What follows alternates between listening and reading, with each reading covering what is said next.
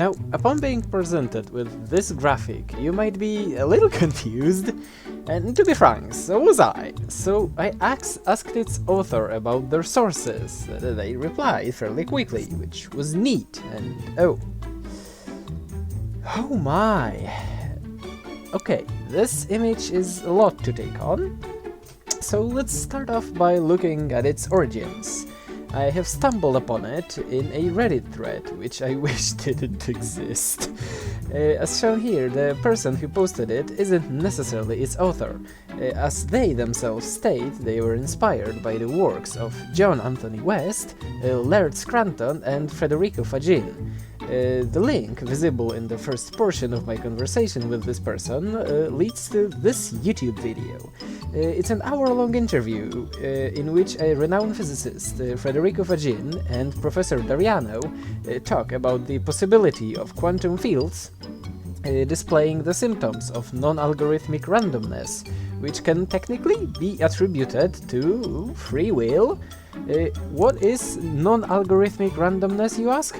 Well, randomizers in our world are in reality based on algorithms, which have a finite number of outputs or a starting point somewhere in their sequence.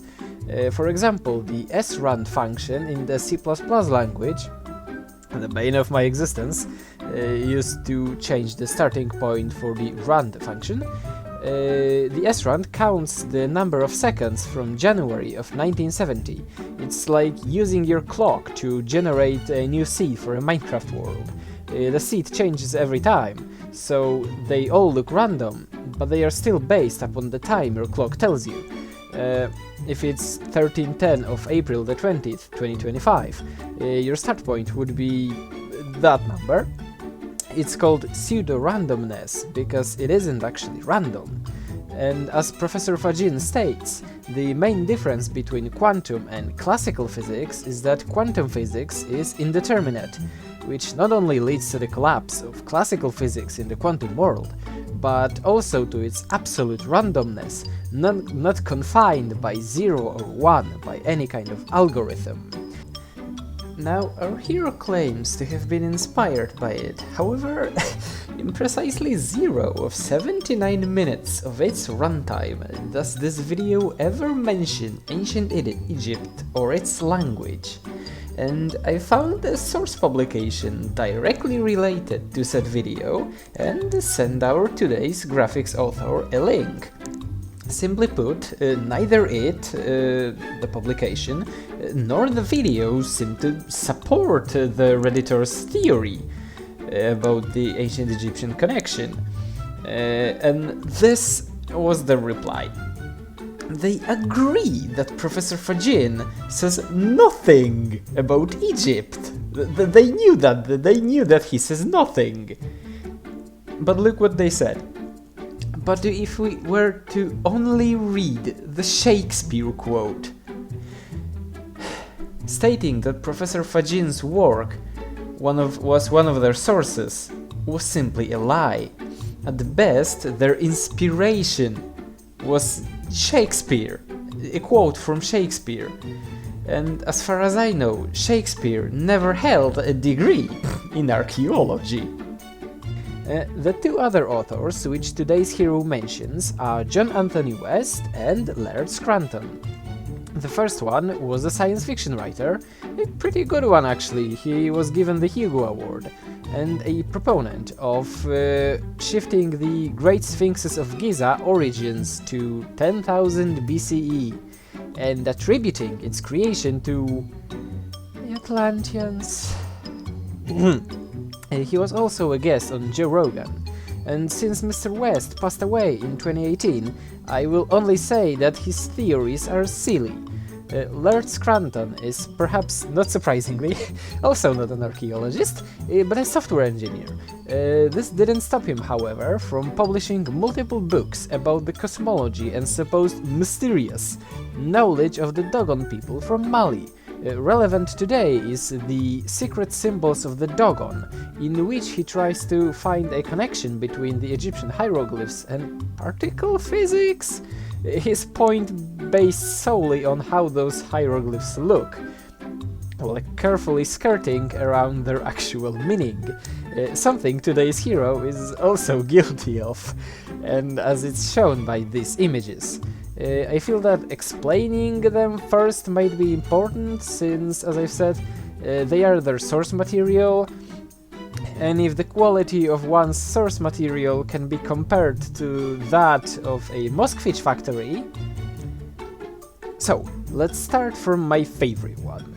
Here, Scranton states that the word pronounced as aun or yun. Some people pronounce the feather symbol as a, however I've been taught to pronounce it as I, since the hieroglyphic language already has signs, which can be read as a very clearly. And that word, aun or yun, describes, as according to Scranton, describes the electrons orbiting the nucleus due to an electromagnetic force. And I love how he got to that conclusion. You see that little flower glyph, that one to the right of the feather, as shown by Scranton's own source, it's pronounced as U, the wave being the N. And it can be replaced with a different sign, a hair, which also reads as U or W. They're basically the same thing in ancient Egyptian, U and W. Now, how do you think Mr. Scranton got to his quite odd interpretation? It's because the flower looks like a school diagram of an atom. And he did the same thing with the wave. He saw an oscilloscope somewhere showing a wave pattern like that, and he figured, yeah, that's the same thing as a hieroglyph.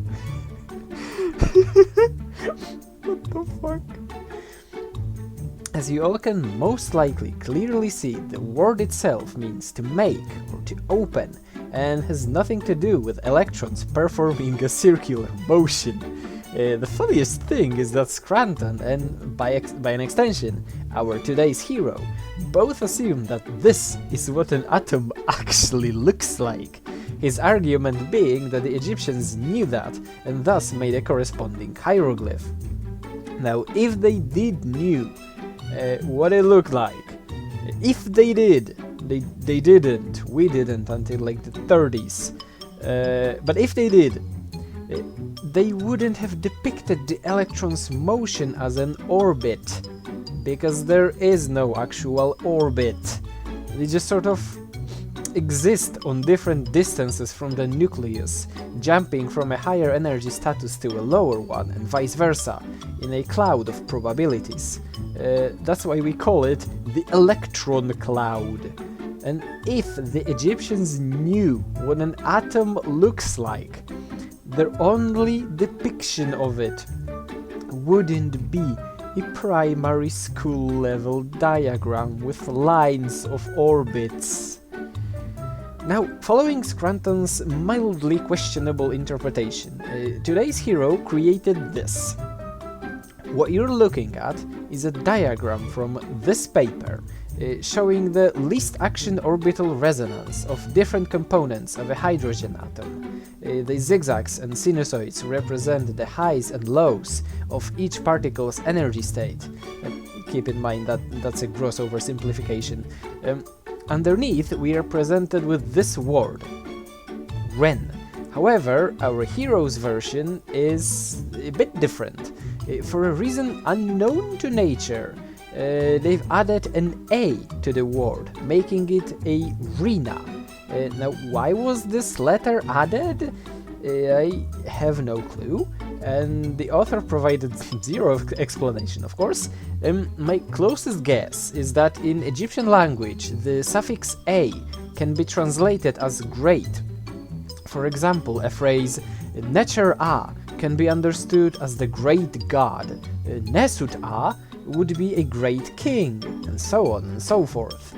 However, as is shown by Budge, Ren, with that specific determinative after it, that little human figure, can already be understood as a divine name, as the determinative is an anthropomorphic deity. So, a great divine name? But they left the original translation in there, so that's not it. The only lead we are given is the colored text below asking us which translation of the N-glyph we prefer. I, for example, prefer to shoot myself. Now, just like Scranton, our hero saw a zigzag and figured that a zigzag-shaped glyph must mean the same thing. A trend all too familiar to anyone who ever visited r/alternative history or watched my other video. And this video is now over.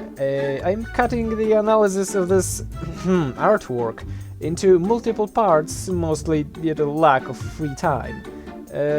So yeah, thanks for watching. Take care.